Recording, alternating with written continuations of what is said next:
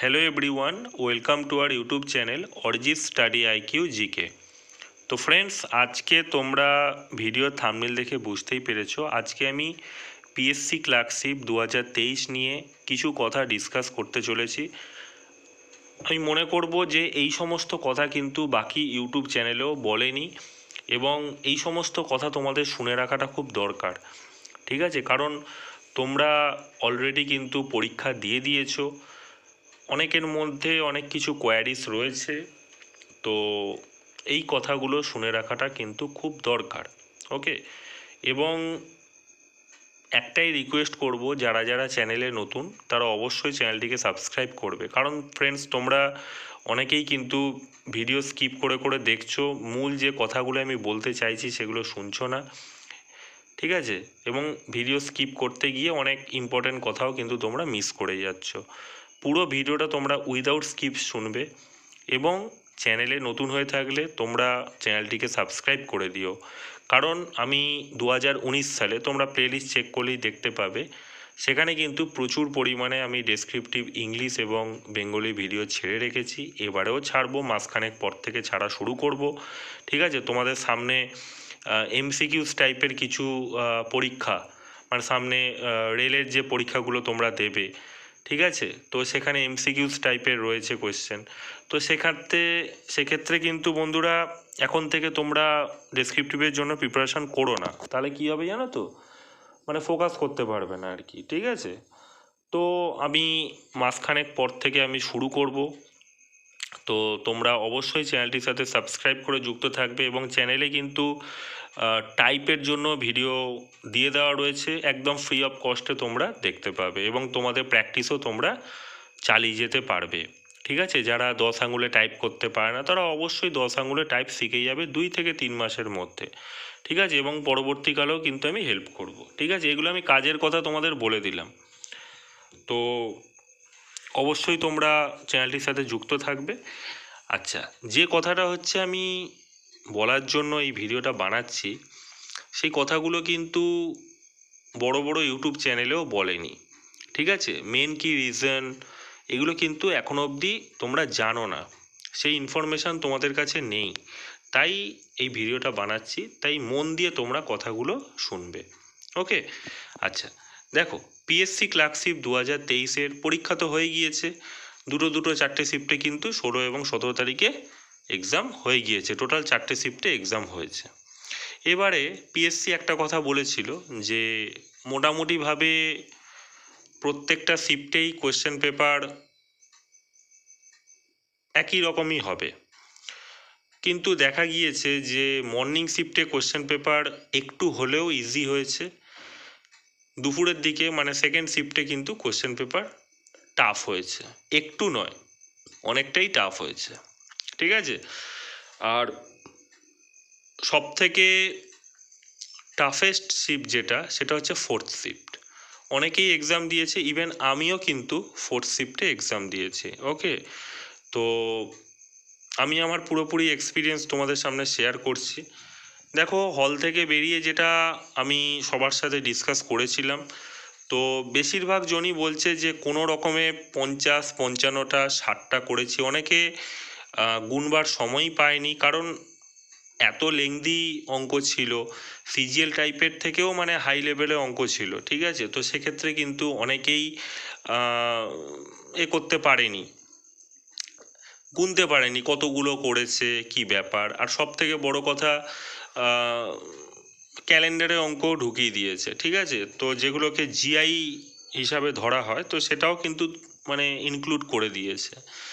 তো সিলেবাসের দিকে যদি নজর রাখা যায়, তো সেক্ষেত্রে কিন্তু জিআই টাইপের বা পাজেল টাইপের এরকম কোশ্চেন দেবে বলে কিন্তু লেখা ছিল না ওখানে।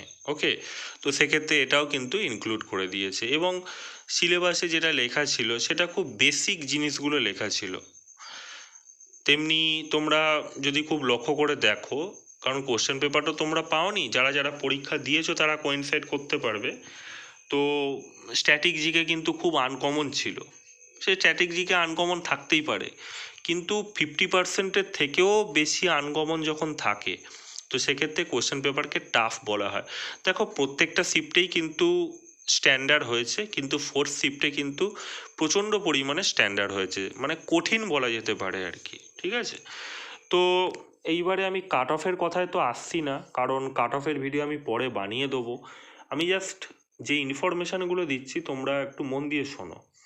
দেখো 2019 সালে কাট অফটা গিয়েছিল জেনারেলে 65, ওকে, এবং ওবিসি বির কাট অফ প্রায় 56-এর কাছাকাছি ছিল, এবং বাকিদের কাট অফ ছিল।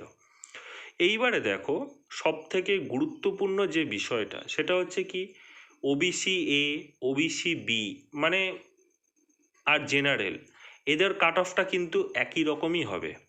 কারণ ওবিসি এ, ওবিসি বি নিয়ে কেস চলছে, তো সেক্ষেত্রে যদি রেজাল্ট বার করতে হয়, যদি কেস ওরম চলতে থাকে, রেজাল্ট বার করতে হয়, তাহলে তিনজনের কাট অফকেই কিন্তু এক করতে হবে, মানে তিনজনকেই কিন্তু ইউআর আকারে দেখতে হবে। মানে আগের বারে যে ডিফারেন্সটা ছিল, এই যে 9 নম্বরের ডিফারেন্স ছিল, সেই 9 নম্বরের ডিফারেন্স কিন্তু হবে না।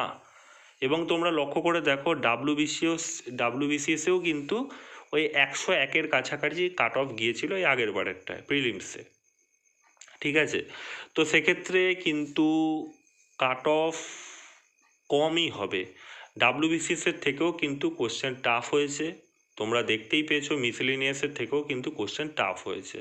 ঠিক আছে, পিএসসি যে এতদিন পর্যন্ত যে একটা ট্র্যাডিশনাল একটা কোশ্চেন পেপার চালাতো, এইবারে কিন্তু সেই ট্র্যাডিশনাল হয়নি। ঠিক আছে, কোশ্চেন কিন্তু অনেক কঠিন ছিল। ওকে, তাই কাট অফ নিয়ে বন্ধুরা এই মুহূর্তে ভাবতে যেও না।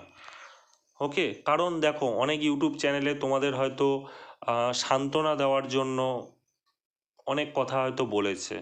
ঠিক আছে, ইভেন কালকেও আমি কিছু কথা তোমাদের বলেছি, মানে একটা কাট অফের একটা ধারণা দিয়েছি। কাট অফের ভিডিও বানাইনি, কিন্তু কাট অফের একটা ধারণা দিয়েছি।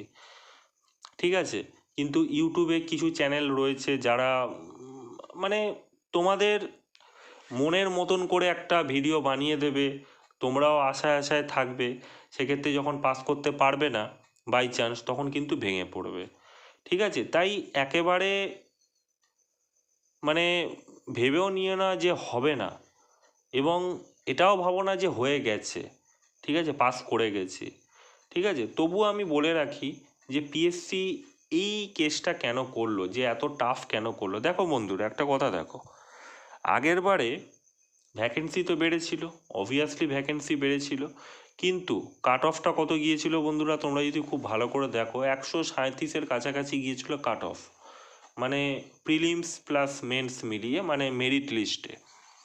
ওকে, তো একটা পিএসসির এক্সাম হচ্ছে, সেখানে এতদিন পর পর রিক্রুটমেন্ট হচ্ছে, মানে প্রায় 4 বছর পর পর রিক্রুটমেন্ট হচ্ছে। ঠিক আছে, মানে তুমি তোমার যতদিন তোমার পিএসসির এক্সাম দিতে পারবে, মিনিমাম হয়তো 2-3 বার দিতে পারবে পিএসসি ক্লার্কশিপ। আগে তো প্রতি 1 বছর 2 বছর অন্তর অন্তরই হতো, কিন্তু এখন কিন্তু সেটা হচ্ছে না, অত দুর্নীতি হচ্ছে, তোমরা প্রত্যেকেই জানো। তো সেক্ষেত্রে যদি 4 বছর অন্তর অন্তর পরীক্ষা হচ্ছে, এবং কাট অফটা যদি এতটা বেড়ে যায়, এমনিতেই রাজ্যের অবস্থা খুব খারাপ, দুর্নীতিগ্রস্ত, তার উপর যদি কাট অফ এতটা হাই হয়ে যায়, নেক্সট বার থেকে লোকেরা ফর্ম ফিল আপই করবে না। যে আগেরবারে 7,227টা ভ্যাকেন্সি ছিল, তো কাট অফ চলে গিয়েছিল 137।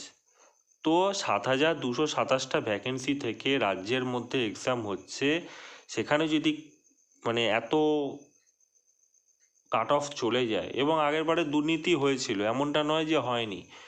ডেসক্রিপটিভ ইংলিশে কিন্তু, ডেসক্রিপটিভ বেঙ্গলিতে কিন্তু দুর্নীতি হয়েছিল, অ্যাভারেজ মার্কস অনেককে দিয়েছে, অনেকে 90% অবধি মার্কস পেয়ে গেছে বন্ধুরা। ঠিক আছে, এটা ভেবো না যে তোমার প্রিলিমসে খুব বেশি নাম্বার আছে মানে তোমার মেন্স উতরে যাবে, বা এটাও ভেবো না যে তোমার প্রিলিমসে কম নাম্বার আছে মানে তুমি মেন্সে পাস করতে পারবে না। আমি এমন এমন টাইপের ছেলেদের চিনেছি, জেনেছি, যারা ডেসক্রিপটিভ ইংলিশ এবং বেঙ্গলি কথা বাদ দাও, ডেসক্রিপটিভ ইংলিশ লেখার ক্ষমতা তাদের ছিল না, অথচ তারা কিন্তু সেই লেভেলে মার্কস পেয়ে গিয়েছে। এবং এমনও কিছু ক্যান্ডিডেটসকে আমি জানি যারা ইংলিশে খুব ভালো, এসবিআই পিওরও জব পেয়ে গেছে। ঠিক আছে? তো তারাও কিন্তু 2019 সালে ডেসক্রিপটিভ ইংলিশ এবং বেঙ্গলির কথা ছাড়ো, ডেসক্রিপটিভ ইংলিশে কম নাম্বার পেয়েছে। ঠিক আছে? তো ওভারঅল কিন্তু কম নাম্বার পেয়েছে, পাস করতে পারেনি। তো এইরকম ঘটনা অনেক ঘটেছে। তো দেখো, একটা পরীক্ষা হচ্ছে, সেখানে আমি যতটা সম্ভব শুনছি যে 9,000-এর কাছাকাছি ভ্যাকেন্সিস থাকবে। তো মোটামুটি 90,000 92,000কে পাস করাবে, মানে টায়ার ওয়ানে। তো পরীক্ষা দিয়েছে বলতে গেলে 3 লাখ 3.5 লাখ পরীক্ষা দিয়েছে, 7 লাখ সামথিংয়ের মধ্যে 3 লাখ 3.5 লাখ পরীক্ষা দিয়েছে। এর মধ্যে অনেকেই থাকবে হল এক্সপিরিয়েন্স করতে এসেছে, অনেকেই থাকবে অনেক জায়গায় চাকরি হয়তো পেয়ে গিয়েছে। ঠিক আছে? তো বিভিন্ন রকম ক্যান্ডিডেটস থাকবে। তোমরা 2019 সালের যে পরীক্ষাটা হয়েছিল, সেখানে তুমি ভাবলে বিশ্বাস করতে পারবে না, সেখানে একটা বেঞ্চেও খালি ছিল না, মানে স্টুডেন্ট খালি ছিল না, পুরো ভর্তি ছিল। প্রত্যেকেই পরীক্ষা দিতে এসেছিল, মানে ওই যে ভ্যাকেন্সিটা, মানে 3,000 3,500 তখন ভ্যাকেন্সি শুনেছিল, অনেকেই কিন্তু পরীক্ষা দিতে এসেছিল। মানে পুরো 90% থেকে 95% মতন পরীক্ষা দিতে এসেছিল আগের বারে। এবারে 50%-এরও কম পরীক্ষা দিতে এসেছে। ইভেন মিসলেনিয়াসেও আমি দেখেছিলাম যে পরীক্ষা কম দিতে এসছে, 50%-এর কাছাকাছি পরীক্ষা দিতে এসছে। দেখো, যারা হলে গিয়ে পরীক্ষা দেয় তারা কিন্তু একমাত্র বুঝতে পারবে। আমি তোমাদের পুরোপুরিভাবে কিন্তু যেটা আমি চাক্ষুষ করেছি, যেটা আমি চোখে দেখেছি, সেটাই তোমাদের বলছি। এমনটা নয় যে আমি স্টুডেন্টদের পড়াই, আমি স্টুডেন্টদের কাছ থেকে কিছু কথা শুনে নিলাম, তোমাদের বলে দিলাম। বাকি যে সমস্ত ইউটিউবাররা এরকম ভিডিও বানাচ্ছে, তারা তো এদিক থেকে ওদিক থেকে নিয়ে এসেই বানাচ্ছে, তাই না? তো আমি যেটা চোখে দেখেছি সেটাই আমি তোমাদের সামনে খেয়াল করেছি, সেটাই আমি তোমাদের বলছি। ওকে? তো জিনিসটা বোঝার চেষ্টা করো। তো এইবার দেখো, কাট অফটা যদি মোটামুটিভাবে যদি 53 54-এর কাছাকাছি যদি কাট অফটাকে রাখতে পারে, দেখো এমনটা নয় যে 53 হচ্ছে মানে সবাই 53 পাচ্ছে, অনেকে আছে 65 70 80-র কাছাকাছিও পেয়ে পাস করবে যদি 54 কাট অফ হয়। তো সেক্ষেত্রে কিন্তু অনেকে 80 পেয়েও পাস করবে, 54 পেয়েও পাস করবে। কিন্তু এমনটা নয় যে যে 80 পেয়েছে সে মেন্সে গিয়ে প্রচুর মার্কস ক্যারি করবে, বা ক্যারি করতেও পারে। ঠিক আছে? বা যে কম পেয়েছে সে মেন্সে গিয়ে কম নাম্বার পেয়ে ফেল করে যাবে, এরকমটা কিন্তু কোনো ব্যাপার নয়। ঠিক আছে? কারণ আগেরবারে তোমরা প্রত্যেকেই জানো যে কীরকম একটা বিশৃঙ্খল একটা সিচুয়েশান হয়েছিল পিএসসি ক্লার্কশিপে। তো দেখো, এইবারে একটা জিনিস দেখো, যে 9,000 মতন ভ্যাকেন্সিস রয়েছে, এবং সেখানে যদি কাট অফটা 130-40 ছাড়িয়ে যায়, ঠিক আছে? কারণ দেখো, কোশ্চেন যদি ইজি হয়, কেউ যদি জেনে রাখে যে আগের বারে 65 গেছে কাট অফ, এইবারে হয়তো 70 যাবে, ঠিক আছে, বা 65-এর ওপরে যাবে। হ্যাঁ, মেন্সে হয়তো কাট অফ গেছে 137 জেনারেল, তাহলে হয়তো 140-এর ওপরে যাবে। তো এইভাবে যদি কাট অফটা বাড়তে থাকে, তো সেক্ষেত্রে তো পরবর্তীকালে ছেলেমেয়েরা ভয় পেয়ে যাবে যে 200-র মধ্যে যেখানে মেন্স রয়েছে সেখানে 140 তুলতে হচ্ছে, 150 তুলতে হচ্ছে। একটা প্যানিক কাজ করবে মানুষের মধ্যে, যে ফর্ম হয়তো ভরবই না। তোমরা তো এবার নিজেরাই দেখতে পেয়েছো যে পরীক্ষাই দিতে আসেনি অনেকে, মানে পিএসসির ওপরে এতটাই বিতৃষ্ণা হয়ে গেছে, এবং অনেকেই আছে যে স্কুলের চাকরি পেয়ে গিয়েছে। ঠিক আছে? আম, তোমরা জানো প্রত্যেকেই, অনেকে স্কুলের চাকরি যাদের পেন্ডিং ছিল তারা কিন্তু স্কুলের চাকরি পেয়ে গিয়েছে, তাই অনেকেই হয়তো পরীক্ষা দিতে আসেনি। ঠিক আছে? তো এই জিনিসটা কিন্তু আরও বাড়বে। আগের বারে প্রচুর ক্যান্ডিডেটস এক্সাম দিতে এসেছিল প্রিলিমস, এবারে কিন্তু হাফেরও কম এক্সাম দিতে এসেছে। ওকে? তার মধ্যে অনেকেই আছে হল এক্সপিরিয়েন্স করতে এসেছে, তার মধ্যে 90,000 জনকে কিন্তু সিলেক্ট করবে যতটা সম্ভব আমি জানি। 9,000 যদি ভ্যাকেন্সি থাকে তো 90,000 জনকে সিলেক্ট করবে। তো আমি এটুকুই তোমাদের বলবো যে যারা মোটামুটি 50%-এর ওপরে পাচ্ছ, দেখো আমি এটুকু গ্যারান্টি দিয়ে বলতে পারি না যে 50% হলেই তোমরা পাস করে যাবে। ঠিক আছে? এটা বলাটা বোকামি। কারণ দেখো, পিএসসি কীভাবে পাস করাবে সেটা পিএসসির উপর ডিপেন্ড করছে।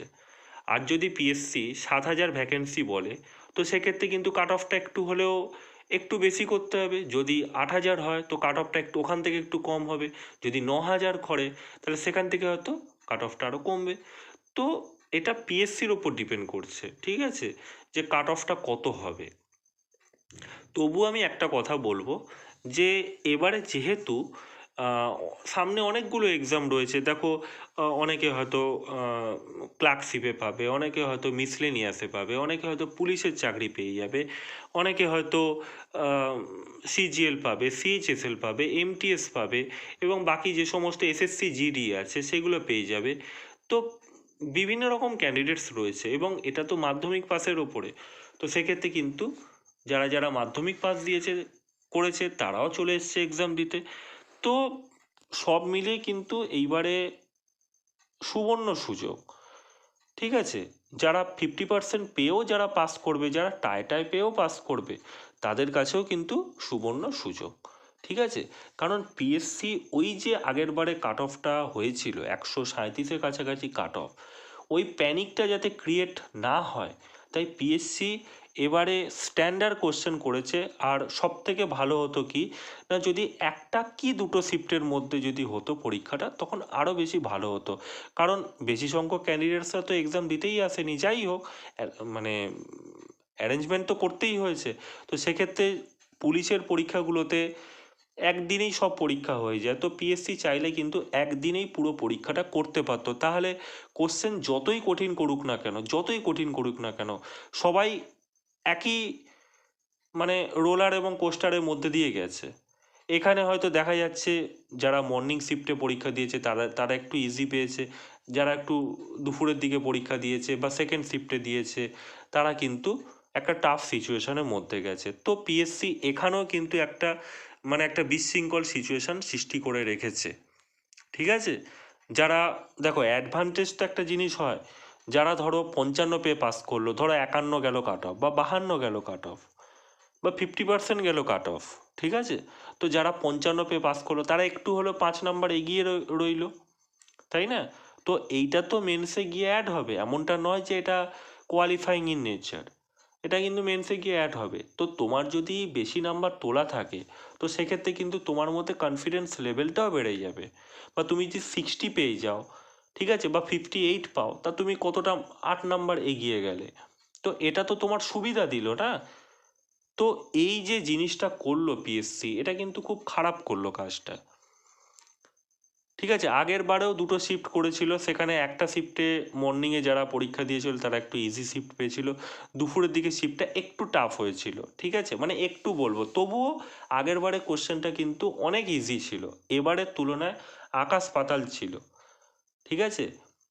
অ্যাটলিস্ট 50% করে যদি সবকটা বিষয় মানে ইংলিশ ছিল, জেনারেল স্টাডিজ ছিল, ম্যাথস ছিল, তো সবকটা বিষয় যদি হাফ করেও যদি ইজি করতো তাহলে একটা ছেলে ইজিলি 50% মার্কস পেয়ে যেত।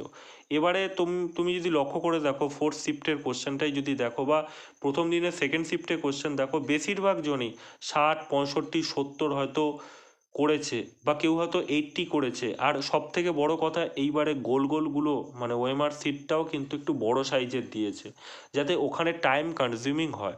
তো পিএসসি প্রথম থেকেই চায়, এটা আমার মন কথা নয়, এটা পিএসসির কথা। পিএসসি প্রথম থেকেই চায় যে কাট অফটা একটু কম হোক। কাট অফটা যদি একটু কম হয় তাহলে মেন্সে ওই 117 থেকে 120-র মধ্যে কাট অফটাকে রাখা যাবে, ঠিক আছে, যেটা 2019 সালের আগে হয়েছিল। কিন্তু 2019 সালে কিন্তু প্রচণ্ড পরিমাণে একটা বিশৃঙ্খল সিচুয়েশান হয়েছিল, অনেক কেস হয়েছিল, যাই হোক সেই সমস্ত কথা বলছি না, পুরনো কথা। তো সেই জিনিসটা যাতে এবছর না ঘটে তাই জন্য কিন্তু কড়া ব্যবস্থা রেখেছে পিএসসি। প্লাস মেন্সে মোটামুটিভাবে তোমরা দেখবে 116-17-র কাছাকাছি হয়তো কাট অফ যাবে, ঠিক আছে। মেন্সেও দেখবে খাতা খুব টাফভাবে চেক করা হবে, ঠিক আছে। এই জিনিসটা, এটা আমার সম্পূর্ণ নিজস্ব মতামত, আমি তোমাদের জানিয়ে রাখলাম। এরমটাই কিন্তু হতে চলেছে বন্ধুরা, ঠিক আছে। তো আমি আশা করব তোমাদের বুঝতে একটু হলেও সুবিধা হয়েছে। জিস্টে বলে দিই, এবছর কিন্তু 65-এর থেকে অনেক কম কাট অফ যাবে, কারণ 65 অনেকেই হয়তো বলে থাকবে যে 65 আগের বারে গিয়েছিল। তো কোশ্চেনের লেভেল দেখো, কতজন পরীক্ষা দিয়েছে এবারে দেখো, অনেক কম সংখ্যক পরীক্ষার্থী গিয়েছে। এক্সাম হল পুরো ফাঁকা ছিল, মানে একটা রুমে যদি 28 জন বসে, সেখানে 10 জন 12 জন এক্সাম দিয়েছে। বুঝতেই পারছো যে তোমরা 40% 45% এক্সাম দিতে গিয়েছে, ঠিক আছে, ফাঁকা। তো সেক্ষেত্রে অনেকেই থাকবে যে বাকি চাকরিগুলো করবে বা বাকি চাকরি করছে, ঠিক আছে, অতটা জাস্ট গায়ে করবে না। তো তোমাদের সামনে কিন্তু অপরচুনিটিস রয়েছে। যারা যারা চাও যে পিএসসি ক্লার্কশিপে চাকরি করবে, যাদের মনে হচ্ছে যে 50%-এর ওপরে পাচ্ছি, তারা মেন্সের জন্য প্রিপারেশান করো, ঠিক আছে। এটাই আমি তোমাদের কাছে সাজেশান দেবো, যে মেন্সের জন্য তোমরা প্রিপারেশান শুরু করে দাও। মানে মাসখানেক পর থেকেই শুরু করো, কিন্তু মেন্সের জন্য প্রিপারেশান শুরু করো। এবং তোমরা যারা যারা এই ভিডিওটা দেখছো শেষ অবধি শুনলে, তো আশা করব তোমাদের কথাগুলো ভালো লেগেছে, এবং আমি তোমাদের প্রিপারেশান করাবো, সম্পূর্ণ বিনামূল্যেই করাবো, ঠিক আছে। এবং তোমরা চ্যানেলটার সাথে যুক্ত থাকবে। পরবর্তীকালে আমি পিডিএফ দেবো, সেটা হয়তো স্বল্প মূল্যে তোমাদের আমি পিডিএফগুলো প্রোভাইড করে দেবো, ঠিক আছে। তো ফ্রেন্ডস, এই ছিল আজকের ভিডিও।